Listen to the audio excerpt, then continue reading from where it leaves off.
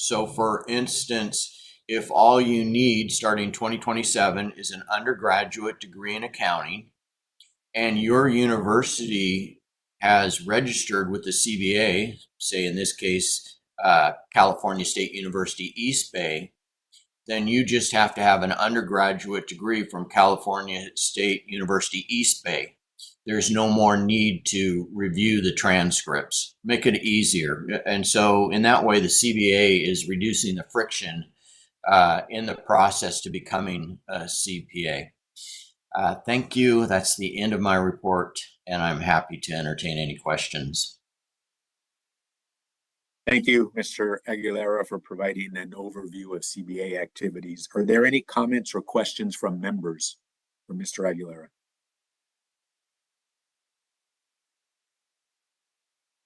Next, then would be public comment. We've established there's nobody in the audience at CBA, a moderator. Is there anybody online? There is still no one online. Very good. Okay. We'll move on to item 4A. Item 4A is the report on the CalCPA report acceptance body meetings and the AICPA peer review board meetings. I will turn this item over to member Nick Peterson. Thank you. So as part of the peer review oversight committee's responsibilities is to perform oversight on certain and report back to the CBA regarding certain activities, not limited to, but could include attending peer review board meetings, attending peer review committee meetings, and report acceptance body meetings. Since our last peer review, or last PROC meeting, December 9th, we've had various members attend 4 RAB, or report acceptance body meetings, with all 4 of those meeting expectations. In addition, member Ross on February 12th was able to observe a peer review board meeting, and that it appeared that that meeting met expectations and was effective in its processes. So no items of concern and nothing else to report. Thank you, Mr. Peterson. Are there any comments or questions from members? Seeing or hearing none. Next would be public comment. There was nobody. I think member Ross. Oh, sorry. Yeah. Missed you. Member Ross. Couldn't find the unmute button. Sorry. Yeah, we did want to bring up that that the peer reviews for the alternative practice structures was heavily discussed at the AICPA peer review meeting, and that is we just wanted to emphasize that that they are moving at this point. It's apparently a temporary measure, but they're moving peer reviews away from the administering entities up to the NPRC, but that they consider this a temporary measure right now.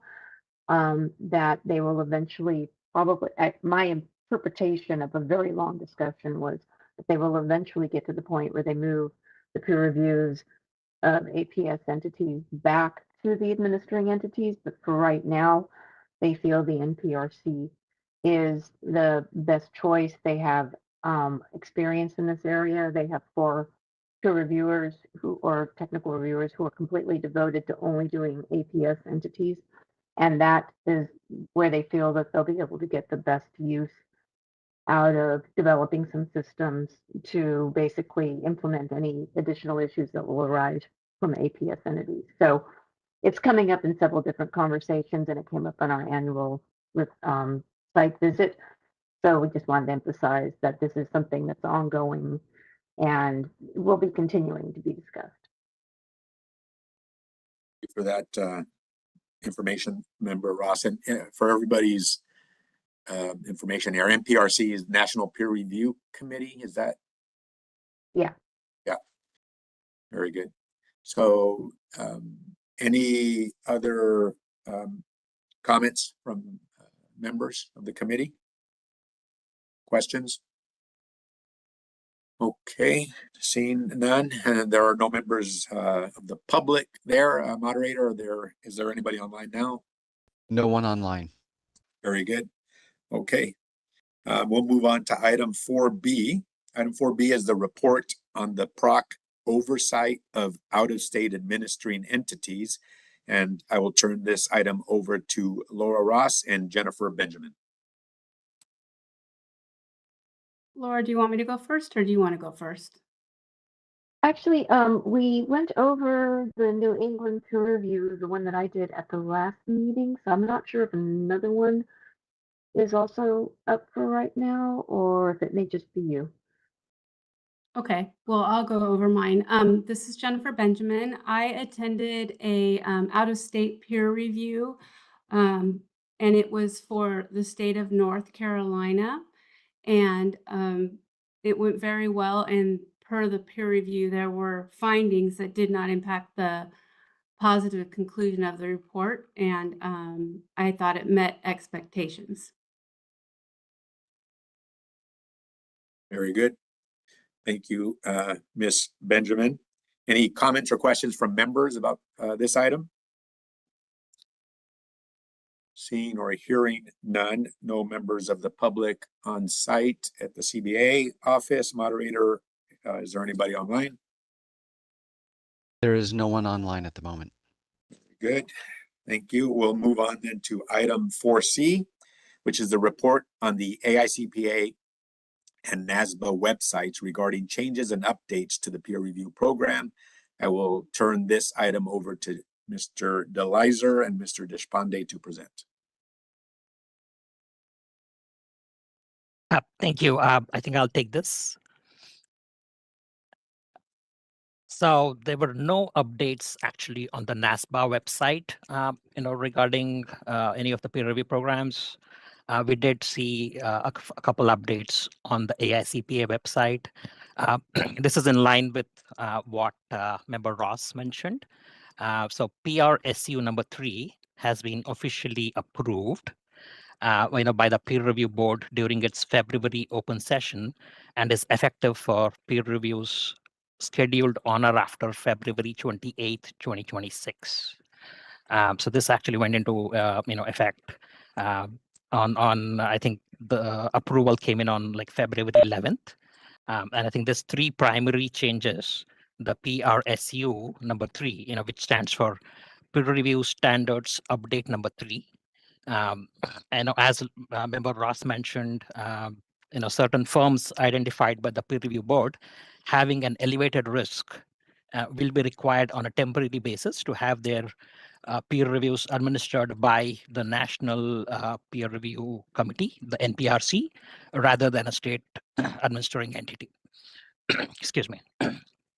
For firms whose peer reviews are administered by the NPRC, because their practice includes a PCAOB engagements, the team captain's firm must also have had its most recent peer review administered by the NPRC, for the same reason. I think these were the, critical updates coming out of the peer review standards update. Did not see anything else, that was material, to discuss at this PROC meeting. Thank you. Thank you for that report, Member Deshpande. Are there any comments or questions from PROC members? I might add on to that. Thank you, Mr. Deshpande. Mr. Deshpande did all the legwork on our section here this time. There were a couple of, I think I've reported in the past about the 2 newsletters that the AICPA produces, the peer review prompts, which comes out semi-annually, and it's really unbranded, and it allows peer reviewers to add their branding to it and submit it to the firms. There was a new winter edition of that, and then there was some peer reviewer alerts, which are just elements that they call in to highlight the peer review standard that's been discussed by Mr. Deshpande and Ms. Ross were highlights of that as well. There were a couple of other things. There's going to be a new questionnaire for firms to answer on practice sections and potential that they're moving into that's going to be mandatory for firms to respond to. That was just one other new thing, but most of the alerts, the prompts, even there's an alert for NPRC, relate to the new quality management standards and particularly the standards update that's already been reported on. Very good. Thank you, Mr. DeLizer, for that additional information. Are there any other comments or questions from members on this item? Seeing or hearing none. Next is public comment. There are no members of the public at the CBA office. Moderator, is there anybody online? There are no members of the public online. Very good. We'll move on to item 4D. I will turn it over to Matthew Parsons, who will be seeking volunteers for activities listed in attachment 1. Thank you, Chair Hinosa. The website updates, similar to what member Deshpande and DeLizer just presented out. Do I have any volunteers for that for the next meeting in May?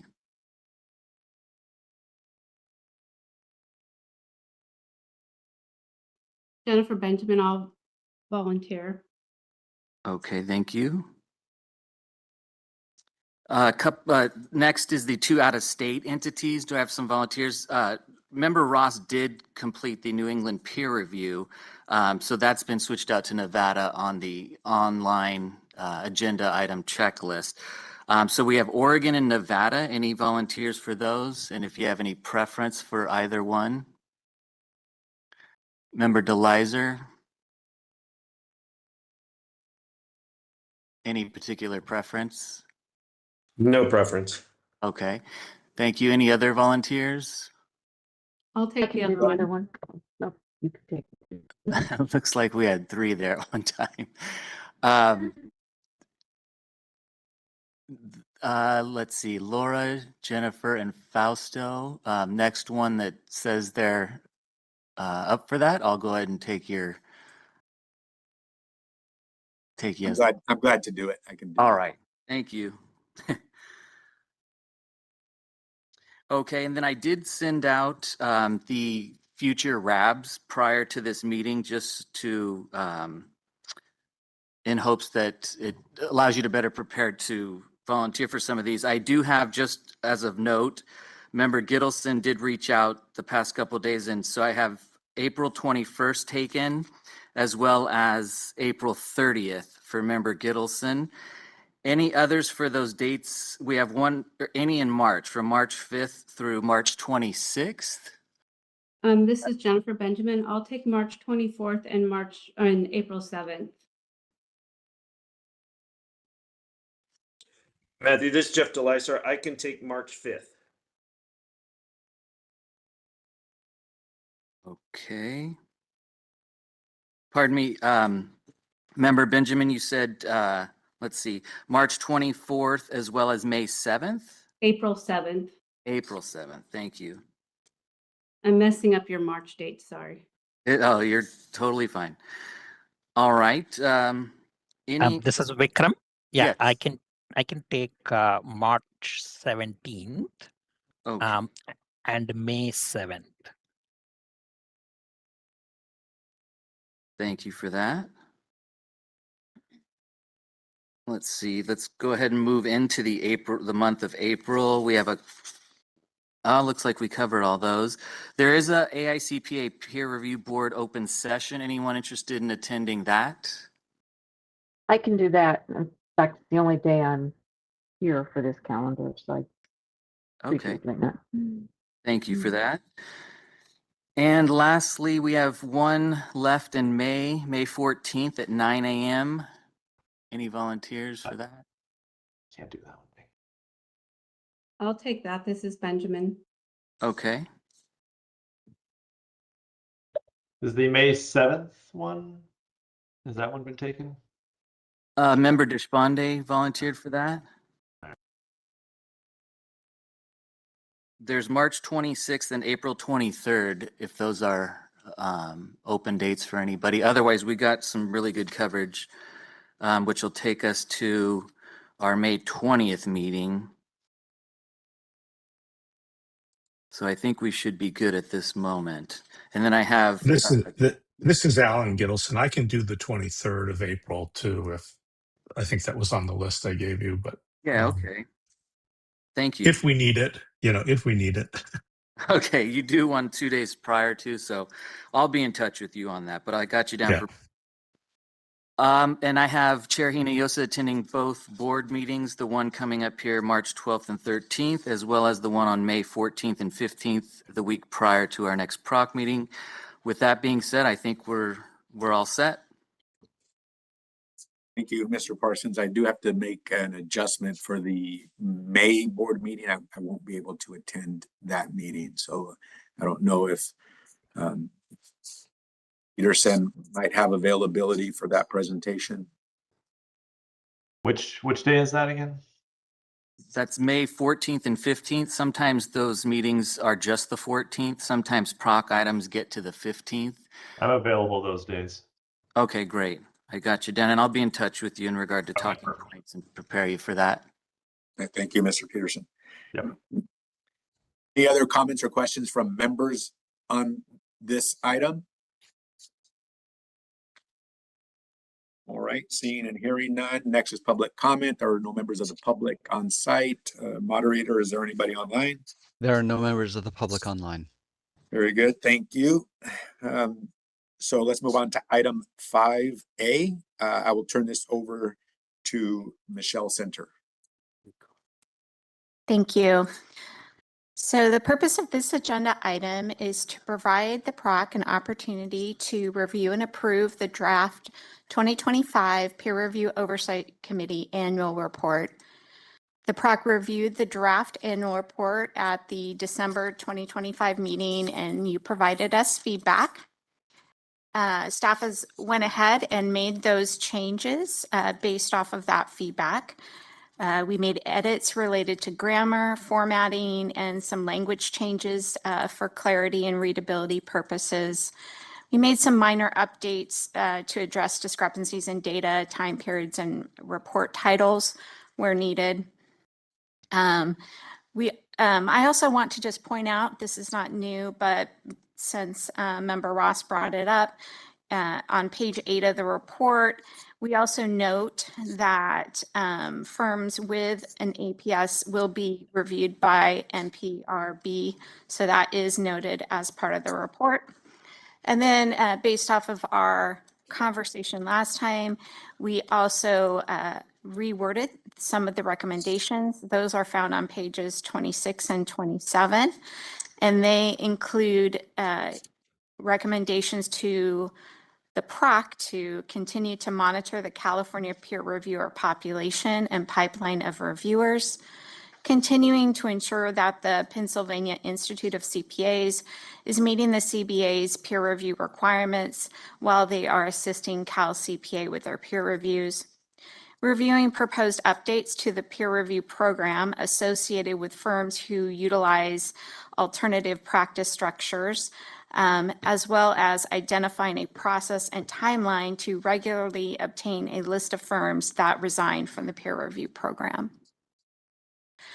So staff recommend that the PROC approve this 2025 draft annual report and delegate authority to Chairperson Fausto Hinojosa to make any necessary edits prior to presentation of the report to the board at its March 2026 meeting. At this time, I'll just turn the discussion back over to Fausto, and I'm here to answer. Very good. Thank you for that report, Ms. Center. Are there any comments or questions from members? Seeing or hearing none, do I have a motion to approve the 2025 PROC annual report? This is Gittleson, so moved. Thank you, Member Gittleson. Do I have a second? Second from Benjamin. Thank you, Member Benjamin. Are there any comments from members on the motion? Seeing or hearing none. Next is public comment. There are no members of the public on site. Moderator, are there any public members online? There are no members of the public online. Very good. Mr. Parsons, please call for a vote. Laura Ross, Yes, approved. Nick Peterson, Peterson, approved. Jennifer Benjamin, Jennifer Benjamin, approved. Vikram Deshpande, Vikram Deshpande, approved. Alan Gittleson, Alan Gittleson, approved. Jeffrey DeLizer, Jeff DeLizer, approved. Fausto Hinojosa. Fausto Hinojosa, approved. The motion carries. Thank you.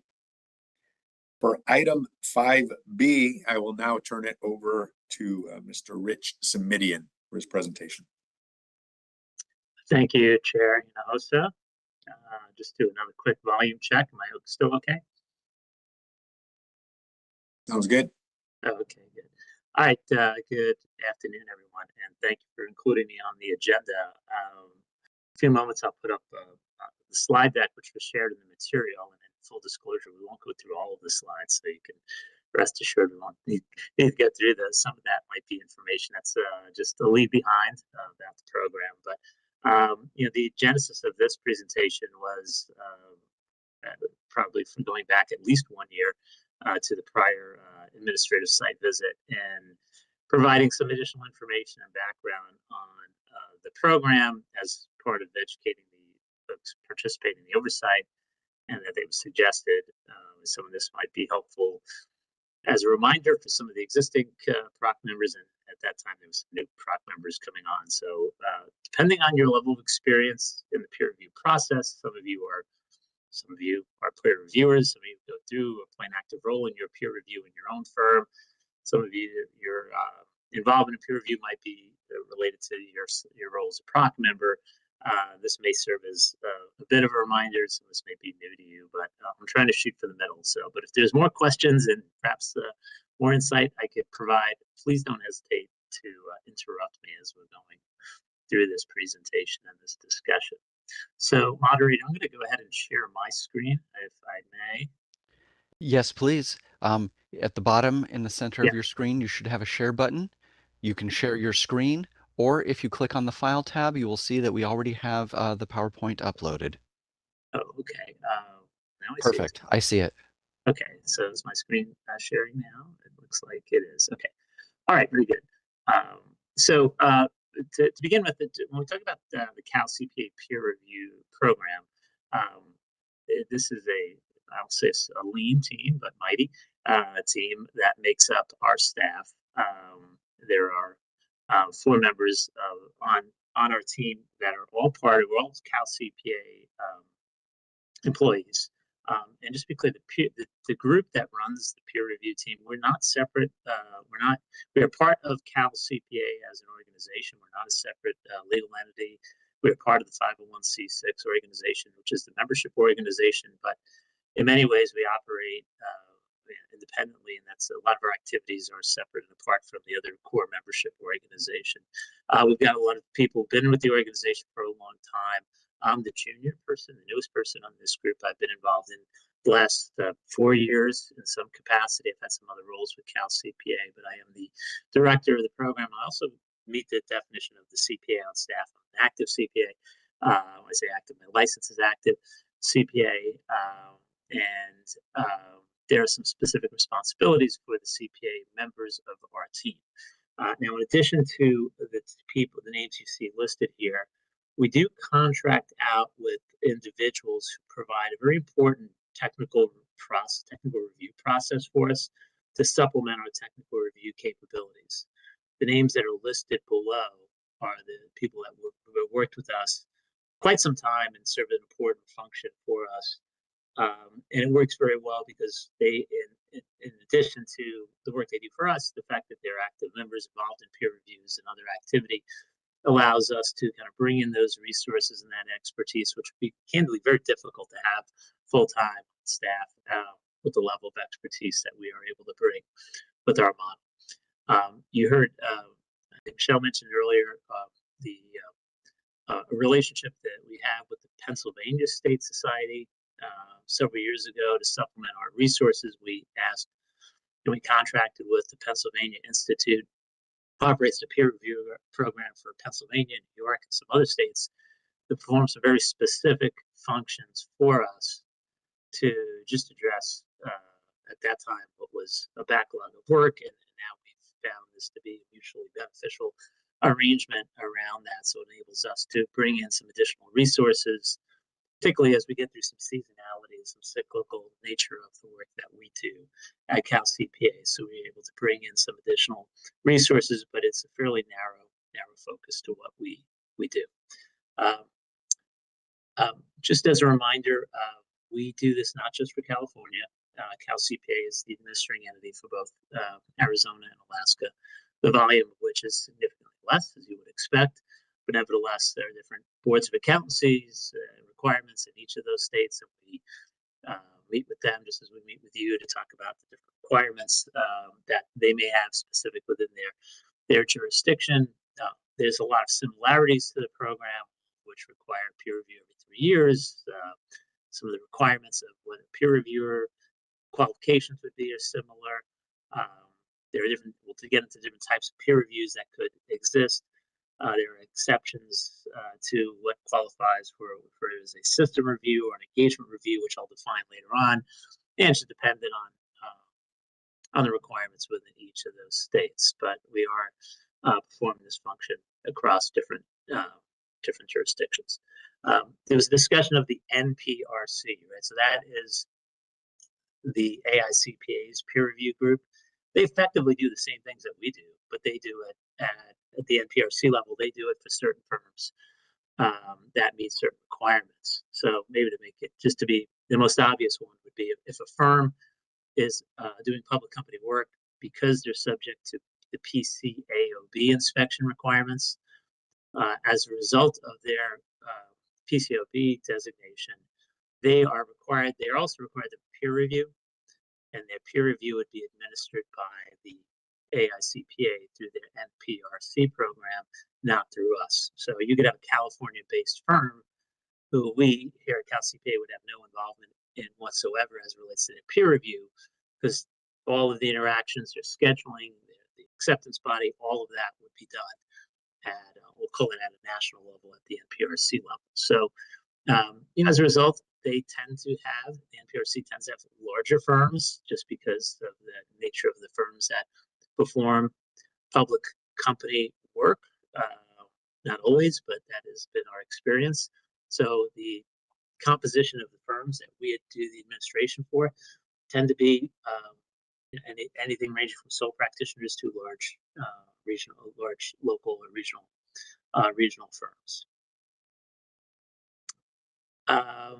The structure of our oversight here at Cal CPA, our governing board is effectively the governing board of Cal CPA. So we don't have a separate board of directors, if you will, but we do have separate committees that oversee the process.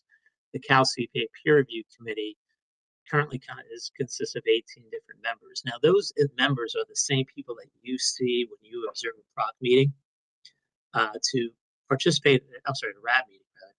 When you observe a RAB meeting, that consists typically of 4, sometimes 3, typically 4 members of our peer review committee that we have divided up our meeting structure. The review acceptance body meetings are broken up between 3 and 4 members of our committee. Not all committee members are created equal. Obviously, there's most experience, but some have different industry expertise. So there's a bit of a matrix that we have to go through. So, for example, if one of the firms going through an acceptance, if their review is going to an acceptance meeting and that firm is performing yellow book single audits, one of our members of the committee of the acceptance body would have to be yellow book. So we always make sure that we have the proper composition of skill sets at each of those meetings. And if we can't, we would hold off on assigning certain reviews until the following meeting, but we can have that composition, sort of like getting a quorum, if you will, from an industry expertise standpoint. So that's a greater group. The group itself, all members are appointed, similar to where the committees are appointed by the Council of Cal CPA, but they have to meet certain requirements. They each have to have been not just approved by the council, but they have to have current audit experience, and they have to meet certain minimum requirements with regard to CPE on peer review matters. Okay. Just to be clear, we don't perform, I know many of you know this, but we don't perform the peer reviews. Firms select their own peer reviewer. Our job is to administer the process, kind of usher it through the entire step, from the initiation of determining when a firm has to perform a peer review, to the selection of the peer review, scheduling that peer review. There's a period of time where it goes quiet, where the peer reviewer and the peer review and the firm are doing their thing. But then when it comes back to us, we have a lot of responsibilities with regard to technical review, and then ultimately accepting the peer review as presented or not by the peer reviewer. So our role is not to do the peer review. There was a period of time where Cal CPA could perform certain types of peer reviews. We referred, those were the smaller engagement reviews. More specifically, they used to be referred to as a CART review. We no longer do that. We do not perform any of the peer reviews. So the peer reviews themselves are being performed by the definition, by their peers. A firm that has been selected by the firm themselves with our approval. There are two different types of peer reviews that we would see being performed. The system reviews are for firms who are primarily involved in performing audit engagements, some examinations, but primarily if a firm is involved in performing audit and test engagements at that level, they are subject to a system review. That's a much more extensive process of review than an engagement review. Engagement review are limited to those firms whose highest level of service is a review engagement. They don't perform audit engagements. We have a very large number of our firms that perform engagement reviews. It's just the nature of our right. So we have a lot of firms that perform compilations, preparation engagements, where the highest level of service is an engagement review, where they don't perform an audit. That is a large part of our that makes up the composition of the peer review population, not just in California, but also in Arizona and in Alaska. For the peer reviewer, there's much more work involved in the system review. For us as the administering entity, same would be true. There's a higher level of technical review that's required. There's much more involved in terms of this, making sure that the peer reviewer meets all the requirements. There's an extensive amount of higher level of involvement. I don't want to minimize the level of involvement in the engagement review, but the system review can be could require much more engagement with the firm itself. So I've gone through a definition of what when firm has to have a system review and engagement review. We get questions on this all the time. A lot of times, so much of our engagement with the firms themselves, a lot of times is when they're in the early stages, first time through, where there's been some changes in their firm, and they're trying to determine where they fit within the maze of system engagements and engagement reviews, timing, things like that. So our engagement and output is a lot of questions that we get in terms of our phone calls. We get a lot of phone calls from firms. We get a lot of emails from them asking about these different types of requirements, and we help navigate through a lot of these issues. As a reminder, I don't know if you've listened to a RAP, there's one of three outcomes as it relates to a review. It could be pass, it could be a fail, or it could be maybe a grade somewhere in between, pass with deficiency. There are some situations where we can't conclude at the end of our RAB as we defer, so there's no report rating accepted at that meeting. Maybe there may be some administrative steps that weren't completed, and we would defer that to the next meeting, but we try to minimize all of that. But we do, the report rating is the responsibility of the reviewer. We, as an accepting body, we say we, Cal CPA's accepting body, could challenge that. That could be challenged at the technical review process. It could be challenged by the peer review body, acceptance body itself, as a result of information that's been provided. I have included some statistical data that is included in our, let's see if I can minimize the screen, sorry about that. I've included some statistical data that we've included. This is a little bit stale. We're about to publish our 2025 information, but it gives you some indication of the the rating of pass with deficiency, and fail, and is comparative to the prior years. And we've had years where there may be a new accounting policy, a new issue that came up that increases or decreases it from year to year. But I think you can see it's relatively constant comparatively. In full disclosure, I also provided that same information. Move up to the next slide. Of our report ratings, not just for California, but what the AICPA publishes for all the AEs, including us and every other AE combined. And I didn't show this comparatively, but if you were to toggle back and forth between slide 9 and slide 10, I think what you're going to find is we have a higher rating. We have a higher non-pass rating than the rest of the country. On the engagement reviews, probably not surprising because we have a larger number of engagement reviews, but we do have a larger non-pass rating review, both with the pass deficiency and the fail, compared to other administrating entities. I don't have any empirical data on this. I think anecdotally, we do look at the fact that we have a larger number of firms that are under 10 CPAs performing audit work. And not that size is the only factor of quality, and there's a lot of different factors around that. But in our experience, the complexity of audits, particularly when we deal with single audits and some other areas, just creates a much bigger challenge for smaller size firms that may not have kind of the in-depth technical resources. So as a result, we see a larger number of pass deficiencies and fails, and there's a lot of emotion associated with that when we're talking to CPA firms, both between the reviewers. Sometimes they don't always agree on what the report rating should be, and we have to be involved in those discussions as well. And that may even rise to a level of disagreement. And when there is a disagreement, my role as CPA on staff is to see if I can find some common ground, at least in understanding the facts. And if we can't come to a conclusion, I would bring any type of disagreement to a panel of independent committee members, people who have not been involved in any of the reviews up until that point, and we have an independent group to look at that and make a determination as to whether or not the rating should be modified or the rating should be reported as concluded. We don't get many of those, but I say don't get many. We get about one of those a month, where we'll go through a disagreement process, and at the conclusion of that, we will notify the firm of their report rating change, or if it hasn't changed. If the firm doesn't like the outcome of that, they do have one other level of appeal. They can appeal up to the AICPA level, which goes through a similar process with people outside of California to look at that issue.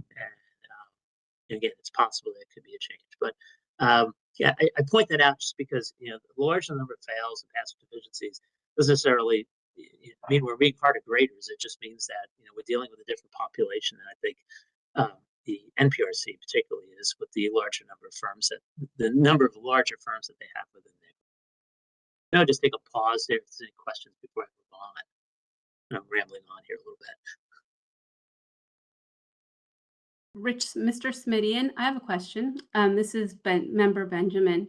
What the slide with the California, Arizona Yes. ratings, is that more, if you were to break that out between California, Arizona, and Alaska, is it more California that are in the pass with deficiency and fail, or is it pretty evenly spread out amongst the 3 states?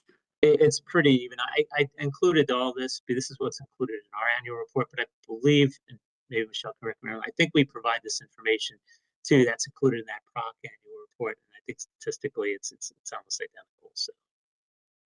So in terms of the distinction between pass with deficiency, and fail. Thank you. Okay. So we talked about disagreements and how that could kind of impact us and the role that we would play in terms of coming to that. A lot of times when firms contact us with a disagreement with their reviewer, they'll provide me some of the information in the work papers, and I would talk to the firm, and I'm not going to make the decision, but I would at least, sometimes they just want to have another person to talk to other than their reviewer, and I give them some insight just in terms of my experience on that, and that would be enough to move it along. But again, we don't dismiss their right to go through that appeal process, through that process. We also track a lot of data that we refer to as non-conforming engagements. Now, a non-conforming engagement doesn't necessarily mean it's going to end up with a failed rating. It could, but there are a lot of times where peer review is looking at a multitude of engagements, and they might find one of those engagements they've selected to be non-conforming, but they ultimately conclude, particularly in a system review, that the system is operating effectively. You might have more of an isolated situation. It's not reflective of the broader. They expanded the work, the scope of their peer review, and determined this wasn't a pervasive type of issue. But nevertheless, we track the number of non-conforming engagements, and we have found, the challenge that many firms have had been in areas with, in audits, and particularly anything related to Yellow Book, single audit, government auditing standards. That's where we've seen where the rules are a little bit more prescriptive, that they've seen some violations in that area. I wanted to go back to, the distinction between a system review and an engagement review. A lot of times people think, well, an engagement review is going to be a little bit easier, quote unquote, but I think in a lot of instances, an engagement review could be a little bit less forgiving if one of these non-conforming engagements pop up. Because the reviewer is looking at just a limited number of engagements in an engagement review, you don't have the ability as a reviewer, if you find a non-conforming engagement, that it immediately is going to lead to either a pass with deficiency or a fail. Whereas with a system review, somebody can look at that issue and say, I'm going to expand my scope, I'm going to look at some other things. The program operates in a way where, for an engagement review, if you have one of these non-conforming engagements, it's really becomes much more of a challenge to get to a level of pass, because you're limited your scope so much in the engagement review perspective that almost always ends up being a pass with deficiency or potentially a fail. So that could be, as I said, a little bit less forgiving as it relates to the report rating, just in terms of how that would work. Yeah. And I provided some other information. I think the single audits is the area that we historically saw the most.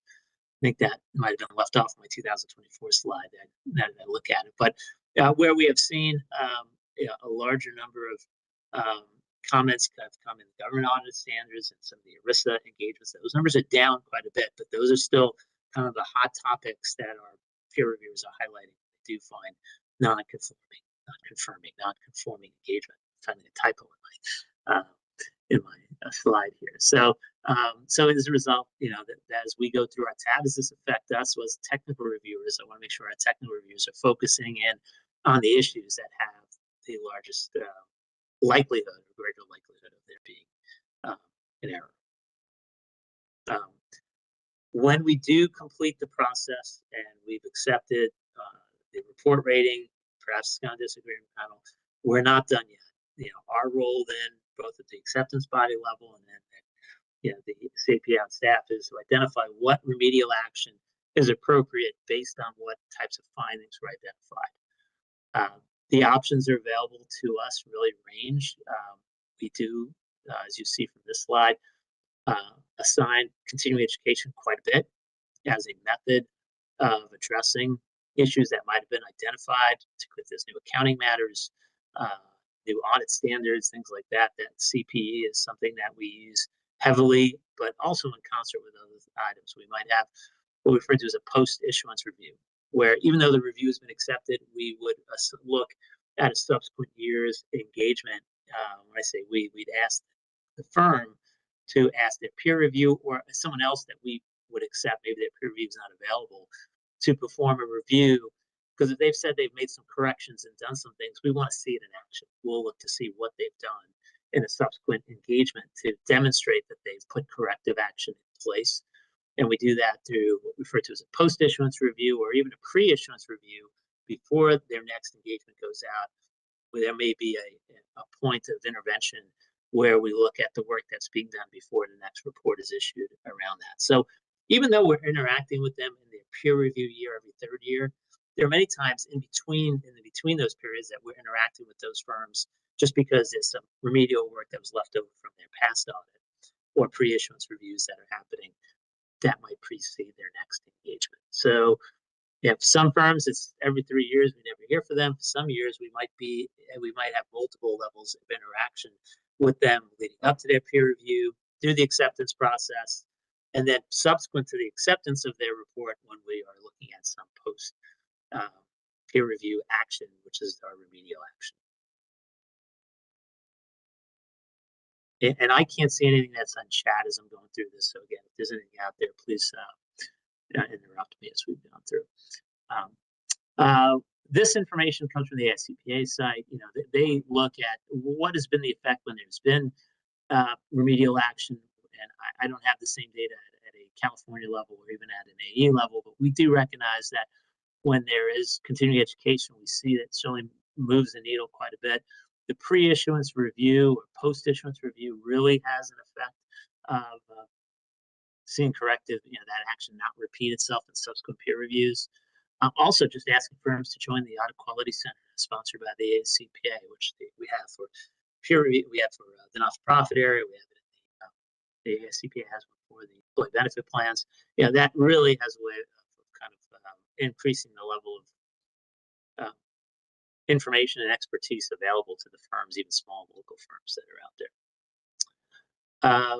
A couple other points I wanted to get through here.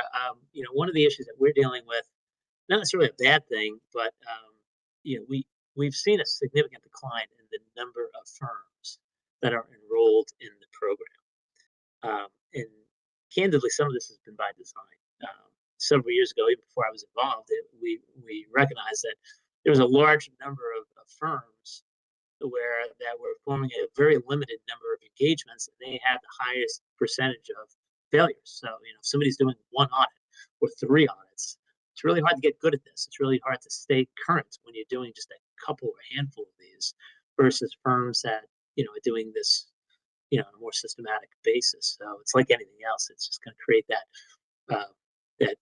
repetition that is going to create that opportunity to continuously improve. And when firms are just doing a handful of these, or worse, we had a firm that would, every other year perform an audit or review, you're just not going to keep current. And I think those firms have gotten the message. They realize, what, I should have continued to do this. Unless I'm going to do a lot of it, it doesn't make sense from a risk perspective, from I call it a peer review risk, if you want to call it perspective, but just from an overall audit or engagement risk, doesn't make sense for them to continue to do that. So we've seen a larger number of firms kind of reach that point where it says, what we're going to do is other things that we can do to help our clients and continue to keep our people busy and so forth, but we're no longer going to perform that as test service. So we've seen a reduction in the number of firms. We've also seen a tremendous amount of consolidation. We've seen a large number of firms that have retired, and now, as you talked about earlier, we've seen the consolidation being initiated by private equity involvement, where they have served effectively as a consolidator of small regional firms, which are dropping down into firms as small as 2 to 5 at this point in time. So, the number of enrolled firms, I think I have a comparative to where it was in 2024, 2,300 total firms in California versus 2,100 total firms in California. I expect the next time I publish this information, that number to be below 2,000. Now, part of that is there's a large number of firms that are enrolled in our practice that don't need a peer review. They just continue to be part of the program, and they have no A&A practice. You say, why would anyone do that? Well, one, historically it was free. So it was really no risk. But 2, if the event they ever wanted to go back into that work, they wanted to already be kind of enrolled and receiving some of that information. So we don't prohibit firms from doing that, but those firms don't require a whole lot of our attention, that have referred to them as no A&As, no accounting and auditing practice, yet they're enrolled in the peer review program. That number is starting to decrease as well. So we see a shrinking number of firms performing A&A work, and you might see that in that there are fewer RAB meetings. We used to have 5 to 6 per month.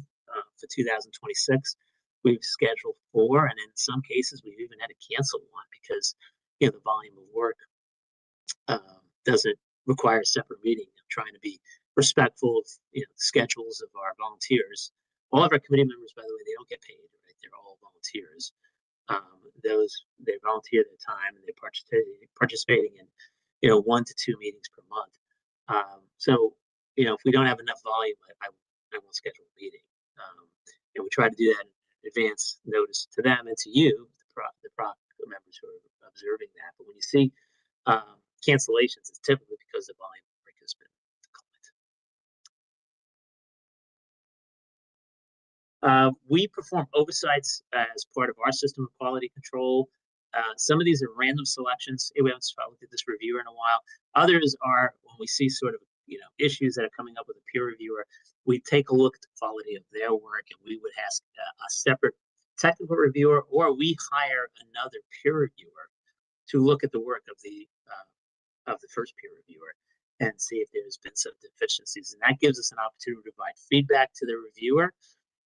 It's a situation, we might even use that in a case where there's a disagreement to see if we agree or disagree with the initial reviewer's conclusions.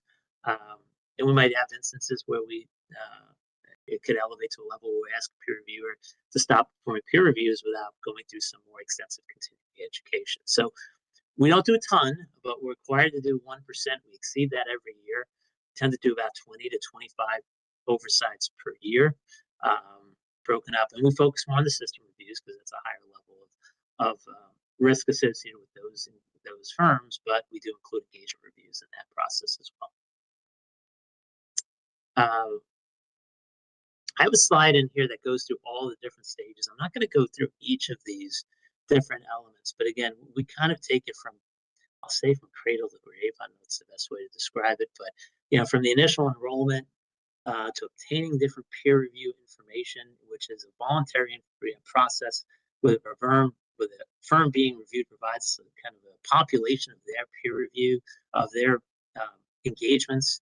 Are they doing audits? Are they doing single audits? Are they doing DOL audits? And we get a complete list of the population.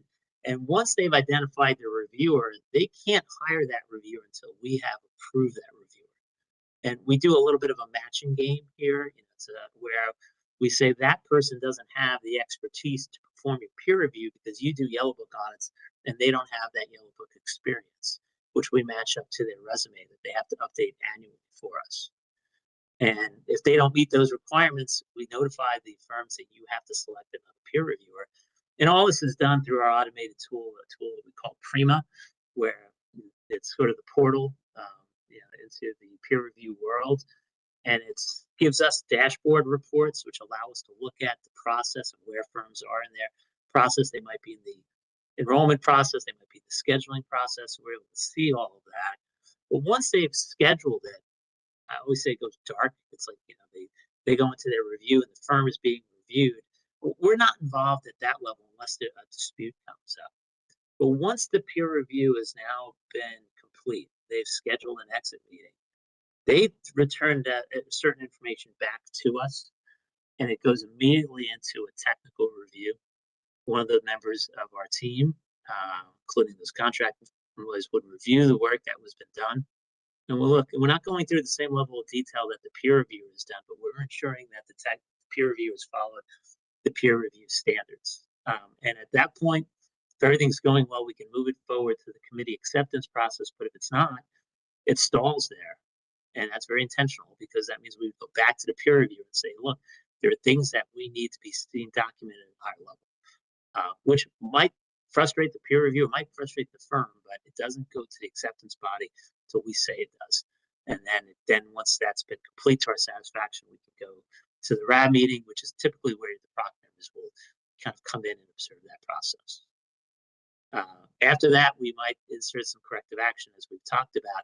The corrective action is after the report's been issued, but again, we're still involved and still overseeing whether or not that corrective action has been completed. So a lot of times that can happen before the review is complete, but sometimes it could be after the fact. And even though the report's been issued, it's still, in our minds, it's still open until the corrective action has been complete. So those are the main slides I wanted to go to. I just want to highlight one other thing that we do that's not on this slide deck, which I think is very important. We pay particularly close attention to the repeat offenders. Meaning, if somebody has 2 or more consecutive peer reviews where they do not have a pass, they could have a pass with deficiency and a pass with deficiency in their last 2 peer reviews, or they had a fail, or pass with deficiency and a fail, or any combination thereof. But when they have 2 or more consecutive non-pass, we bring that firm into, we put cast some sunshine on, a spotlight, if you will, on that firm. And we go through an assessment of that firm and evaluate whether there needs to be some additional corrective action, or worse, if we're seeing repeat offenses and we don't believe the firm is taking the appropriate steps or not taking the process seriously, that could lead to a referral. Effectively, what we refer to as a non-cooperation case, where we send them to the AICPA for a review, and they have to explain to the AICPA board why they haven't taken the appropriate steps. Now, a firm could have 2 consecutive years where they haven't passed, but it might be 2 completely unrelated issues. In that situation, we still go through the assessment, but we would have clear documentation as to what we've done there. But in instances where we're seeing the same type of comment 2 years in a row, I say 2 years, 2 peer reviews in a row, and the firm hasn't taken the necessary steps, we take that very seriously. That often will result in they get a date with the AICPA to talk about whether or not they could potentially be dropped from the program. So we have to do that. We do that with every firm that's 2 or more. If it's 3 or more, there's a rebuttable presumption, but a presumption nonetheless that we should refer to that firm. So they would really have to demonstrate to us what they've done. If we see 3 in a row non-pass reports, we would do that. So that is a process that we go through with all the firms. We have some tools available to track the firms that have 2 consecutive non-pass reports. So you might see that at the end of a RAB meeting, where the proc members might observe that, where we're going through a consecutive non-pass, as we abbreviated somewhat, consecutive non-pass assessment form, where we are asking the questions we're asking the RAB members, hey, what do you think? We don't make the conclusion as staff members on that, but we give them the information, and we might provide some other information. Hey, this firm's cooperating, they're reaching out, they're demonstrating that, or there may be other information that becomes available to us, which indicates, which is information that RAB may want to know with regard to our level of engagement with the firms. So it is an important step. It's not on this because it's not a normal part. It's not the typical part of the stages of the peer review, but it's an important part of how we look for repeat offenders. So, Mr. Chair, I'm going to stop there. I know we wanted to have a hard cut for 12:30, but I want to make sure I leave enough time for any questions that might come up. There's some additional slides in here that go through some of the descriptions of what I've covered in a little bit more detail. And happy to answer any questions on that or anything that I've covered. Very good. Thank you, Rich. Mr. Simidian, for that comprehensive presentation. That a lot of very good information there. Do any members on the committee have any questions or comments here for Mr. Simidian? Member Benjamin has a comment or a question. Please go ahead. Mr. Simidian, Rich, do you ever refer any of the people that fail multiple times to the EAC, or is that part of the process, the Enforcement Advisory Committee? That could be an outcome, but no, we would first go through the hearing process. The protocol would be we first go to the AICPA, but I have seen situations where ultimately that could result in an enforcement matter. Typically, with the matters we're dealing with it's a little difficult to say with sole proprietors, but typically we're looking at matters that relate to, how do I describe it, like firm matters as opposed to individual behavior, but sometimes those matters cross over in the case of smaller firms as sole practitioners. Thank you. Rich, also, you talked about referrals to the AICPA. Do you make referrals to the Board of Accountancy for those multiple failure That repeats? we don't do that, but if they because if they've gone through the process, once we complete the process, if the firm is if you just follow that through, what will end up happening if the firm is referred and effectively when we're making that referral, our recommendation is basically that this firm should be dropped from the program. If that is the outcome, that information is shared with the board of accounts. If somehow the firm manages to get religion, sometimes when the ICPA calls them, they kind of have this sort of awakening that takes place, and they make all these sort of promises. They're given an opportunity to come back and address some of the issues, but there's no free pass. So they have to go back and do the corrective action that they were performed. But then they're under a pretty close microscope, because if they veer off again, there's not a lot of patience. So it's not until they've been terminated effectively from the program that on there. But if you're getting all the failed reports, which is likely the reason why they were in there. It's possible that they could have 2 consecutive pass with deficiencies, or even 3, but that's just the way the evaluation goes.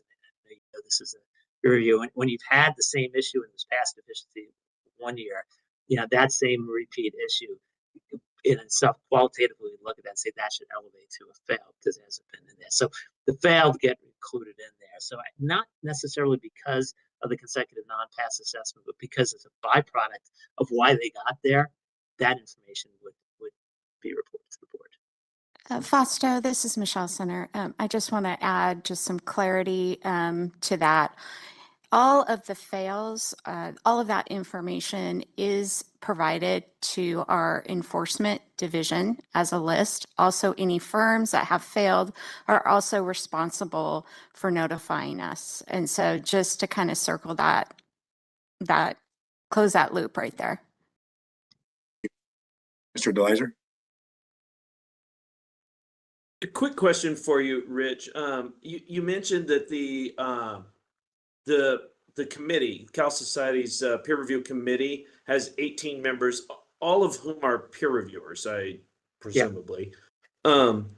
Do you have any sense of within that group what percentage? You had listed the total peer reviews that get conducted in a year.